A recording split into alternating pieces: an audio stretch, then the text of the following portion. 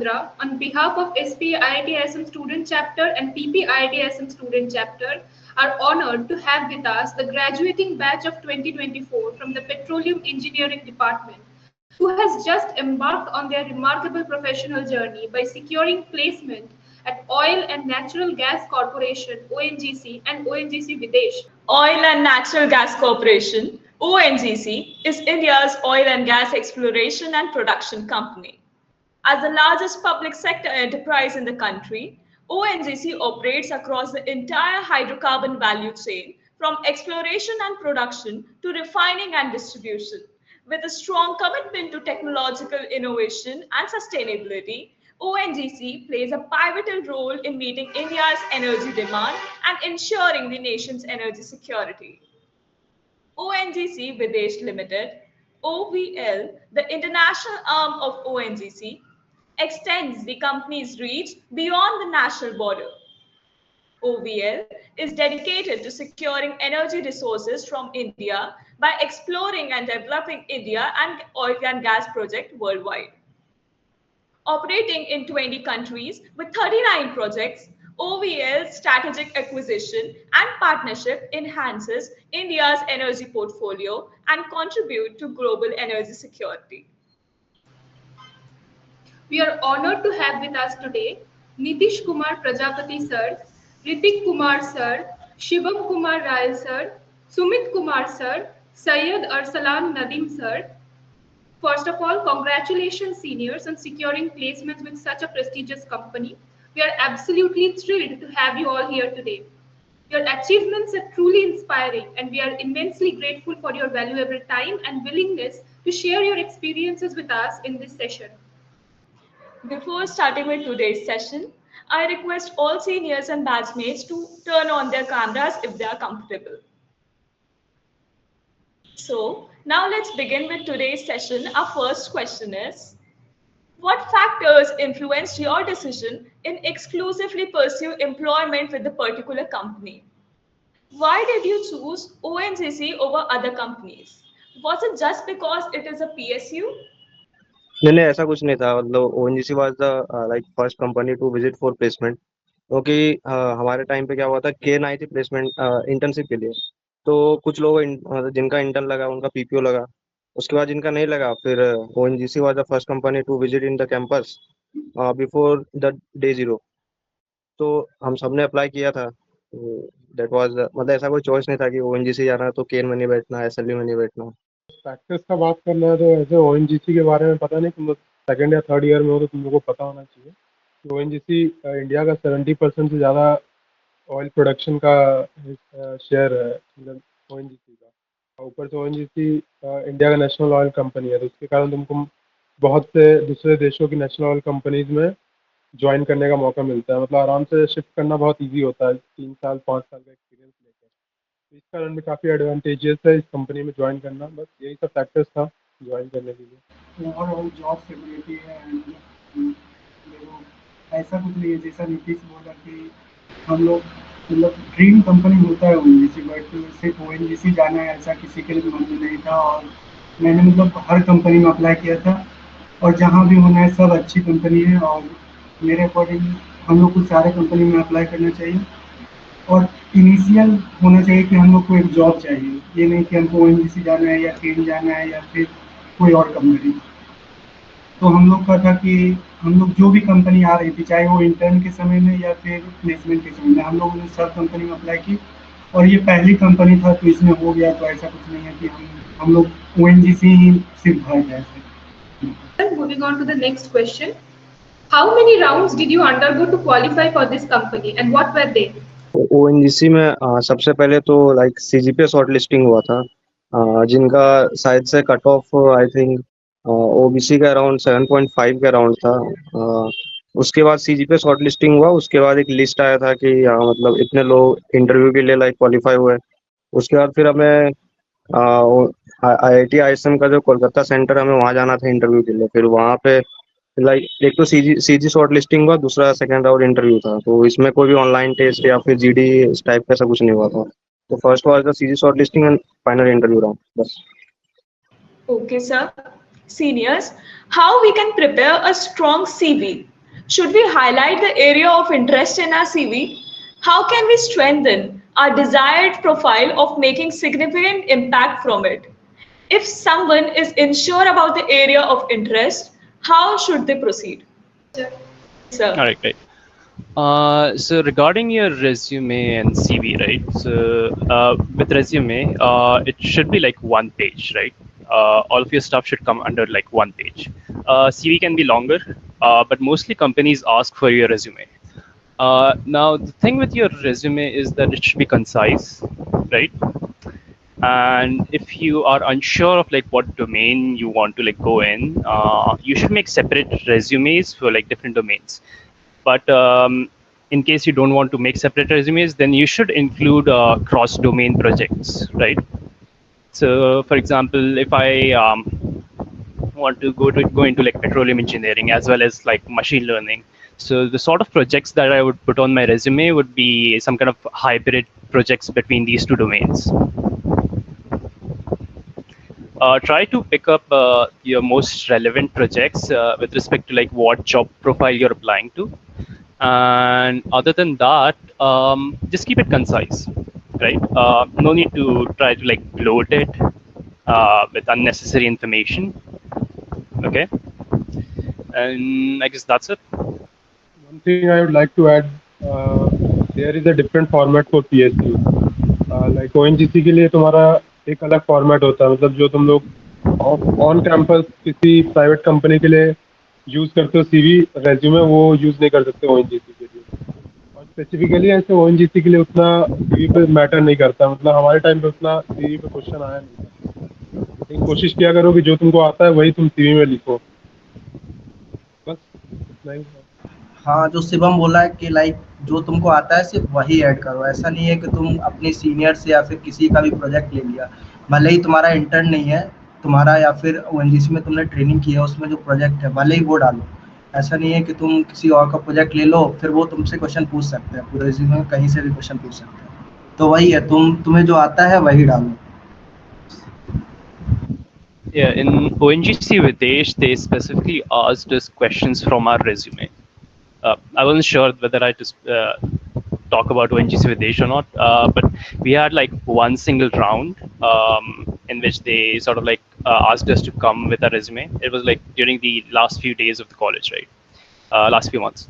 So they just interviewed based on the resume and whatever domain topics that we knew. So yeah, try to put stuff on your resume which you know and can talk about. There's no need to fake projects or experience. Please don't do that.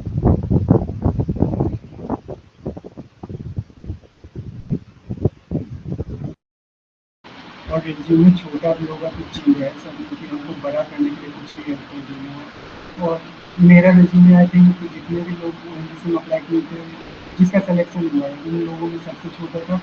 तो छोटा resume होने से ये नहीं होता है कि मेरा सिलेक्शन नहीं होगा या फिर कम प्रोजेक्ट होने से नहीं होगा। तो इरिलेवेंट प्रोजेक्ट ऐड नहीं करना है, जो आता है वही ऐड करना है। और तुमको जो आता है वो तुम ऐसे भी ऐड कर सकते हो, जैसे हमको ओएनजीसी ट्रेनिंग में मैंने कुछ भी किया, लेकिन मेरे को जो आता है मैं वही ऐड करूँगा। मतलब वो लोग तो नहीं देख रहे हैं कि तुम क्या किए हो नहीं किए हो, तो जो तुमको आता है वो तुम उस हेडिंग में ऐड कर सकते हो। तो सिंपली मतलब छोटा भी रेज्यूमे रहेगा तो चाहिए, बस जो आता है वही ऐड करो। और इरिलेवेंट कोई भी चीज़ मतलब ऐड नहीं करो। वो तुमसे पूछ सकते हैं, ऐसा नहीं कि हमसे नहीं पूछे तो किसी से नहीं पूछे। हाँ, जैसा कि ऋतिक ने बोला कि मतलब छोटा सीवी रखना, तो मतलब सही में मतलब फेंकना नहीं है रिज्यूमे में। जैसे काफी लोग होंगे जिनका रिज्यूमे 2 पेज का होगा, तो तुम्हें लगेगा कि बाकी लोग 2 पेज का लेके जा रहे हैं तो हम भी कुछ डाल देते हैं जिससे 2 पेज का हो जाए, तो वैसा नहीं करना। मतलब अगर 1 पेज में हो जा रहा है तो 1 ही पेज का लेके जाना। जैसे मेरा 1 ही पेज का रिज्यूमे था। जितना लिखना है एकदम सटीक लिखना, जो तुमने काम किया वही लिखना। Thank you, seniors. Moving on to the next question. How do the interviewers generally ask questions? Do they ask questions from the profile that we are strong in, or questions can be asked from any domain? जो ONGC case में ऐसा हुआ था कि like interview जो था वो एक तो फर्स्ट राउंड मॉर्निंग में चला था, एक सेकंड राउंड मतलब सेकंड हाफ में चला था। तो सुबह वाले क्या हुआ था, लाइक लेजिट जो रेज्यूमे में तुमने मेंशन करा वो पूछा था। तो mostly drilling, reservoir and production से तुम्हारे सवाल पूछे गए थे।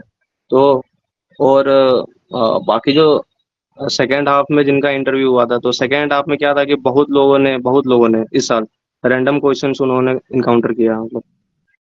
तो ऐसा कुछ नहीं है, मतलब एक, हाँ, एक सीजीपीए का एक तो होता है कि जिनका सीजीपीए अच्छा उनसे टोटली रेज्यूमे का पूछा जाता है, पर थोड़ा सीजीपीए कम रहा तो you can counter question from the geophysics and geology also.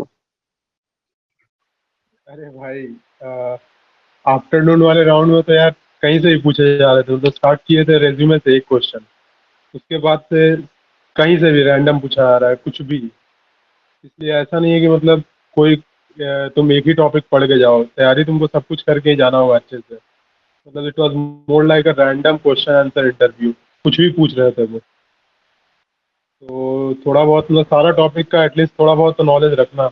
और ऐसे नहीं कि कॉन्फिडेंटली जाके गलत बोल रहे हैं सर, उससे बहुत ज़्यादा खराब इम्पैक्ट पड़ता है तुम्हारे इंटरव्यू पे।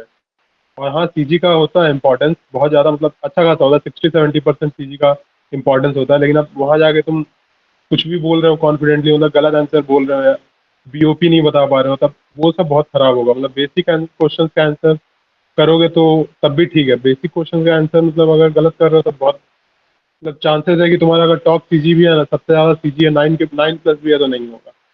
तो कोशिश करना कि जो भी बोलो सही से बोलो, और एटलीस्ट बेसिक क्वेश्चन का आंसर सही आंसर दे गया होगा। और इंटरव्यूअर बस घुमाना मत कि मतलब नहीं आता तो कुछ भी बोले जा रहे हो, उन्हें पता है कि क्या है, ठीक है। वो 60 ईयर्स, मोर देन 60 ईयर्स के काफी एक्सपीरियंस लोग होते हैं, तो और नहीं आता तो साफ साफ बोल दो कि सर नहीं आता, ऐसे घुमाना नहीं है।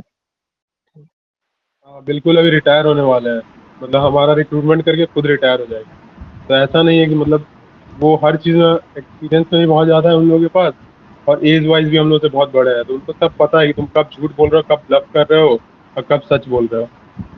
तो कोशिश करो कि जितना ज़्यादा ऑनेस्टली आंसर कर सकते हो उतना करो। मेरे केस में था कि वो लोग स्टार्टिंग में रिज्यूमे से ही स्टार्ट किए। स्टार्टिंग में जो मेरा केन में प्रोजेक्ट था, तो वो लोग केन का प्रोजेक्ट ही पूछे। फिर जैसे ही मैंने उसका आंसर किया, फिर वो लोग कोड पे आ गए। तो ऐसा नहीं है कि वो तुमसे कुछ भी पूछ सकते हैं, लाइक प्रोजेक्ट भी पूछ सकते हैं। और तुमसे जैसे वो रिजर्वायर के लिए आई थी इस बार, तो उन्होंने मेनली मेरे से रिजर्वायर ही पूछा था। तो वही है। With ONGC Videsh, it was a little different. I mean, it was much more straightforward than ONGC from what I've heard. So there was just one round. It was in the campus itself, so we did not have to go anywhere in CDC. So we just walked in with our resumes, and the first thing they asked were like an introduction, and then they basically started asking questions from your resume. Now, what you need to do, I thought, was have like strong basics, right? Because they asked very basic questions at first, and then they asked me like what sort of topics that I prefer, right? A lot of oil companies will ask what sort of domain you're strong in to basically ask you questions from that. So they did that, and just try to answer correctly. If you don't know a certain question's answer, then just tell them that you don't know it, or you're still learning about it, or something along those lines, right?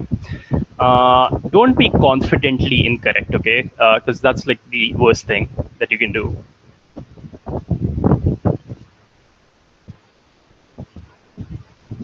And yeah. Seniors, many people in ISM struggle with spoken English, and we have heard that ONGC is comfortable conducting interviews in Hindi. Is it necessary to have a good grip on spoken English? If yes, how one can improve it? I feel like in ONGC with this, they definitely took our speaking skills into consideration. Because the way you frame your answers and the way you present yourself is definitely important in interviews, right? And especially with ONGC Videsh, we're going to be dealing with foreign clients, so spoken English is kind of important over there. I don't know much about like ONGC, like the ones in India, right? Don't know about them, but Videsh, yeah, it's just kind of important. Your English is important. The few things that I can suggest you guys in order to improve your English is just try to speak to each other in English, right? So the more you communicate in English with each other, the more you sort of internalize it, right? The most of the grammatical errors that Indian people encounter is because they are basically thinking in Hindi and then translating that Hindi into English. So because of that, the syntax sort of gets jumbled up. So you need to think in English, right? That's I guess the best advice that I can give. Just talk to each other in English, and you'll sort of internalize it automatically, right?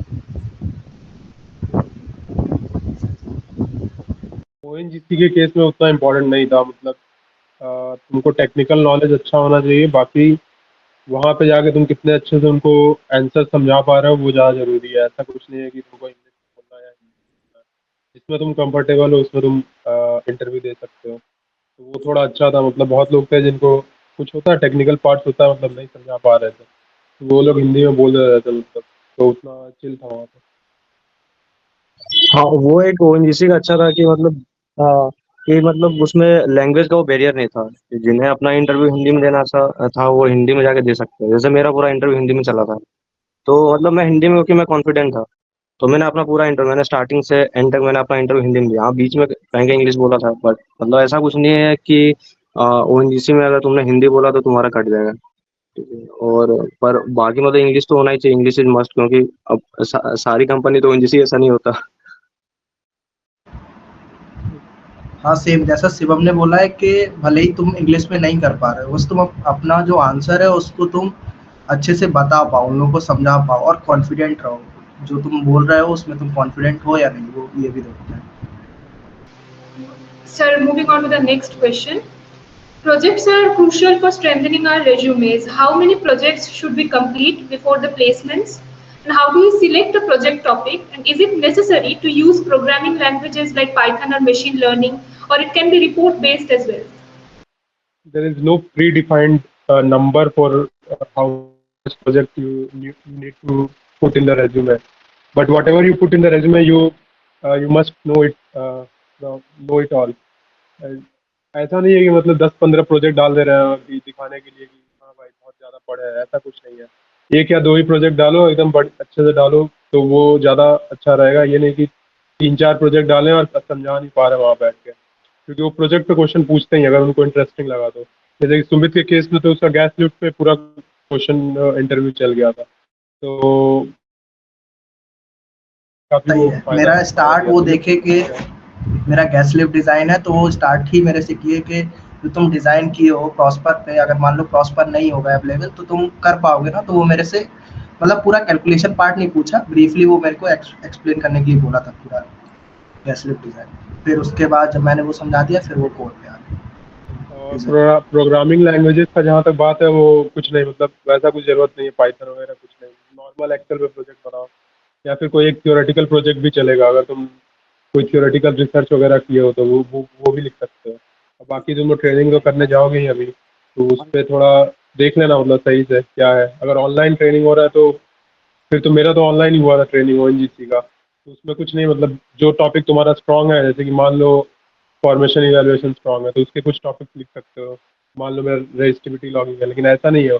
ONGC के अगर placement में बैठ रहे हो तो अगर तुम resistivity logging भी लिख रहे हो ना, तो वो पूरे लॉगिंग से पूछेगा, कोई किसी भी लॉग से पूछ देगा। ये नहीं है, मतलब जो भी स्ट्रांग टॉपिक हो ओवरऑल वो लिखना वहाँ पे, अगर ऑनलाइन ट्रेनिंग कर रहे हो। और ऑफलाइन ट्रेनिंग कर रहे हो तो वैसे ही बहुत कुछ रहेगा। हाँ, और अगर तुम लाइक पाइथन में प्रोजेक्ट बना रहे हो, तो जिस जिस भी टॉपिक पे तुम प्रोजेक्ट बना रहे हो, तो वो टॉपिक तुम्हारा क्लियर होना चाहिए। ऐसा नहीं कि तुमने पाइथन में बना रहा, तूने पूरा नंपाई पढ़ा, पूरा पांडा पढ़ा, और एक्सपेक्ट करेगा हमसे नंपाई और पांडा क्वेश्चन पूछा जाएगा, तो वो तो शायद ही वो होने वाला। अगर वहाँ पे जिन बंदों को आता है तो शायद ही, क्योंकि वहाँ पे मोस्टली वो इंजीनियरिंग इंटरव्यू में लाइक पिछले 2-3 साल से जो लोग आ रहे हैं वो अराउंड 60-65 ईयर्स के होते हैं, तो उन्हें मतलब शायद ही उनको उतना पता होता कि पाइथन वो कोर पे मोस्टली क्वेश्चन पूछेंगे। तो तुमने अगर कोर पे बनाया तो तुमसे कोर पे पूछा जाएगा।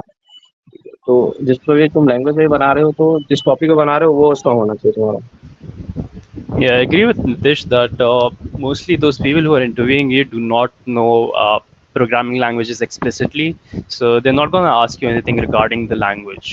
they're gonna ask you like theoretical questions based on the concepts that you have used on the in the projects, right? And I feel like you should at least have like one project on your this thing resume. Like, don't give a blank resume, right? At least have like one project. Two is good. I think two is the most optimal if you can fit it in. Um, yeah, and try to put the sort of projects that you think is gonna match your profile, and it's gonna align with the job description that they've put out. In ONGC's case, it was like quite straightforward that something based on oil and gas, right?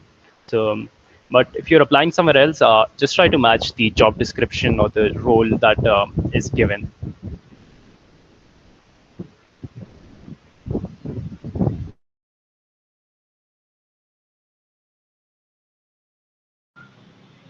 Seniors, after the second year, we are typically sent for summer training at ONGC.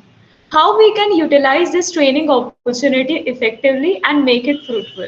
Also, seniors, since we are hosting the placement talk, we especially want to know how to make training in northeastern states like Tripura or Agartala asset fruitful, as we do have only gas wells here, we don't have oil fields here.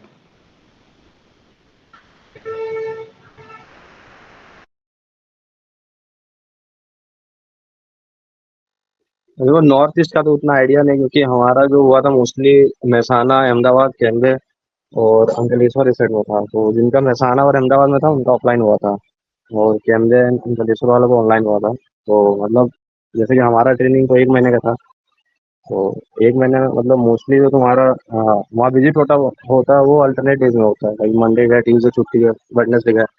और उतना भी मतलब तुम सुबह जाओगे 9-10 बजे, तो around तुम 2-3 बजे तक आ जाओगे दोपहर में, तो उतना भी टाइम तुम्हारा उसमें वेस्ट नहीं होगा, और तुम सीखोगे, तुम फील्ड पे जाओगे तो बहुत सारी चीज़ें सीखोगे तुम।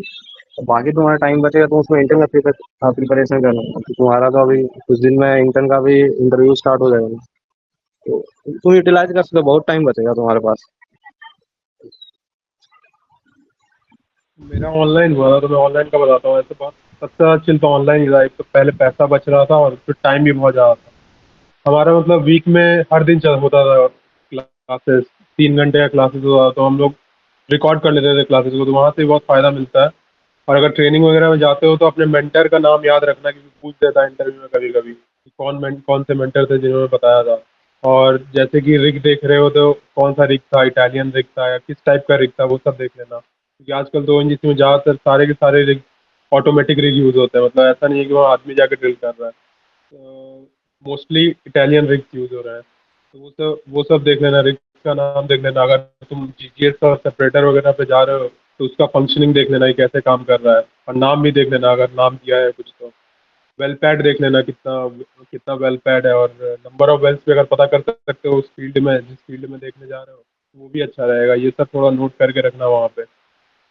और ड्रिलिंग ऑपरेशन, सीमेंटिंग ऑपरेशन अगर दिखाएगा, वो तो खुद बताएंगे वो लोग कि कैसे होता है, तो उसको थोड़ा प्रोसेस वाइज नोट करते जाना। इंटरव्यू में ये बहुत ज़्यादा हॉट क्वेश्चंस होते हैं कि सीमेंटिंग का स्टेप्स बताओ या ड्रिलिंग का स्टेप्स बताओ, या फिर how do you plan a exploration well. वो ये सब क्वेश्चन काफ़ी ज़्यादा पूछे जाते हैं, तो ये सब थोड़ा प्रिपेयर करके रखना है यहीं से जब जाना तो, या फिर ट्रेनिंग में वो लोग बताएंगे, तो उस पर थोड़ा ध्यान देना। और मेरा भी ट्रेनिंग ऑनलाइन हुआ था, तो आई थिंक ऑनलाइन में एक और फ़ायदा है कि जब तुम रेज्यूमे बनाओगे तो ट्रेनिंग के नाम पे जो तुमको टॉपिक आता है तुम वो ऐड कर सकते हो। ये नहीं कि मतलब जो खुद से वहाँ फील्ड विजिट किए होंगे तो उनको लिखना ही होगा कि तुम फील्ड में क्या कर रहे थे। बट मैंने ऑनलाइन किया तो मैं बोल सकता हूँ कि मेरे को ये टॉपिक पढ़ाया गया है और मैंने ये कवर किया है ट्रेनिंग में। तो ऑनलाइन में तुमको ये फ़ायदा हुआ कि तुमको जो आता है वो तुम लिख सकते हो। तो ये फ़ायदा है ऑनलाइन।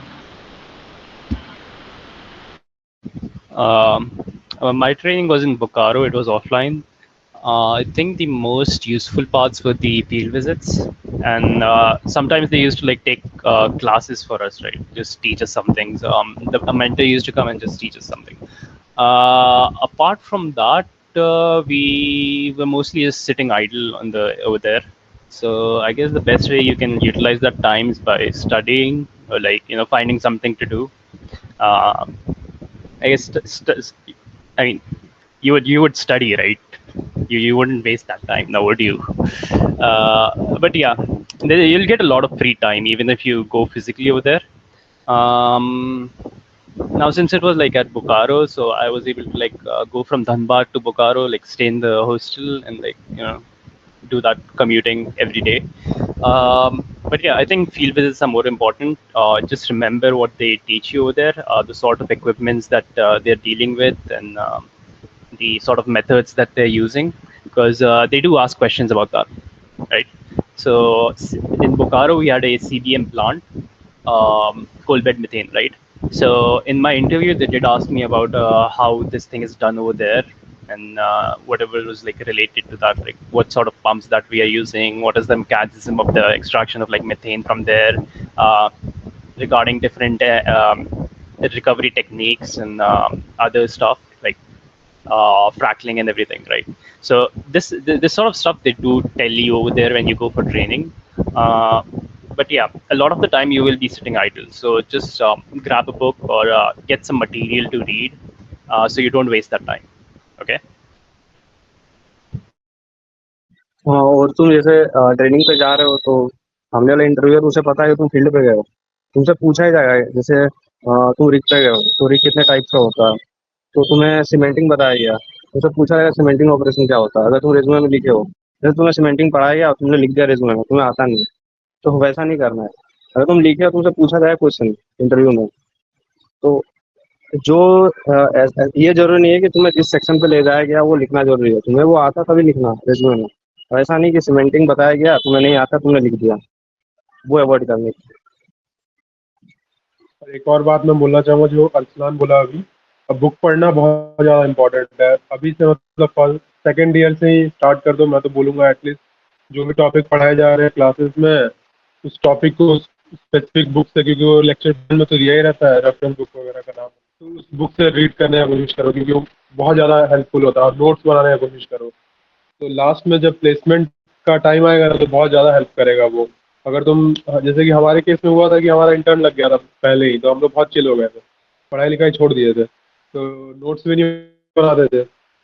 उसके बाद अब पीपीओ जैसे ही रिजेक्ट हुआ ना, उसके बाद 2 या 3 महीने बचे थे, तो उस समय काफ़ी ज़्यादा मेहनत करना पड़ा हम लोगों को। मतलब मेरे पास तो पहले से कुछ नोट्स बने हुए थे, कुछ टॉपिक्स ऐसे ड्रिलिंग और रिजर्वायर पे कुछ टॉपिक्स के नोट्स थे मेरे पास ऑलरेडी पहले से बने हुए, तो मेरे को थोड़ा आसानी हुआ। लेकिन प्रोडक्शन कुछ नहीं पढ़ा था, तो पूरा प्रोडक्शन का नोट्स बनाना पड़ा। मैं बोलूँगा कि सेकंड थर्ड ईयर से बुक स्टार्ट करो पढ़ना, समझ में आएगा। मुझे तो लगता है समझ में आना चाहिए उतना, मतलब सेकंड ईयर में नहीं आएगा तो थर्ड ईयर में तो समझ में आएगा ही। और ट्राई करो नोट्स बनाने का, और अगर रीड नहीं समझ में आया तो एटलीस्ट एक बार रीडिंग ही मार दो बुक का, उससे मतलब काफ़ी ज़्यादा अंडरस्टैंडिंग बढ़ता है। और फिर वीडियोस तो बहुत सारे पड़े हुए हैं यूट्यूब पे, उसको देख लो, और ज़्यादा इमेजिनेशन में मदद करता है। खास करके ड्रिलिंग के बारे में बोल रहा हूँ, ड्रिलिंग और रिजर्वायर का तो बुक पढ़ना मस्ट है। और प्रोडक्शन के लिए तुम्हारा टी कुमार सर का नोट्स है, और पेट्रो ज्ञान करके एक चैनल है यूट्यूब पे, वहाँ से देख सकते हो प्रोडक्शन। बाकी तो सब चीज़ है देखो, लेकिन मैं बोलूँगा कि बुक पढ़ो सब लोग। So we hope we have covered all the probable doubts. Seniors, we thank you once again for your support, guidance, and cooperation. Hope you have a wonderful journey ahead. Let's officially close the second session of Placement Talks 2024. Stay tuned for the upcoming episodes. Have a good day, seniors. Thank you.